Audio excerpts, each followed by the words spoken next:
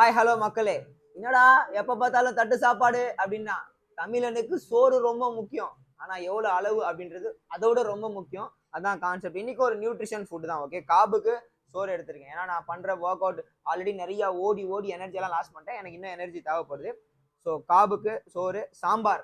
Okay, like பருப்பு சாம்பார்னு வச்சுக்கோங்களேன். கொஞ்சம் டால், அதுலயும் ப்ரோட்டீன் இருக்கு. அப்புறமேட்டு வெங்காயம், லைக் முட்டையை ஒரு 3 முட்டையை உடச்சி ஊற்றி அதுலயும் ப்ரோட்டீன் ஷேக்கையும் தனியாக குடித்தேன்.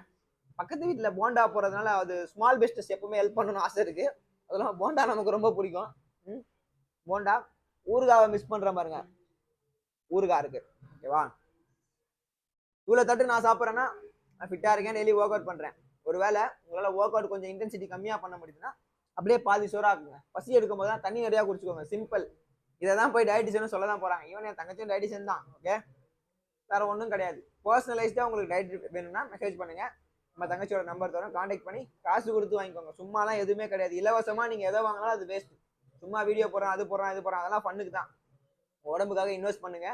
ஓகே, வேற எதுவும் சொல்ல. This is not a business. Okay, உங்களுக்கு வேணா தட்டில் பாதி சாப்பிட்டாலும் சோறு தான்.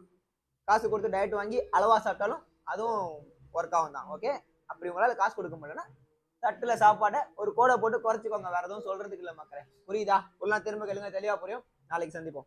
Love you. நோ பேச்சு, ஒன்லி மூச்சு.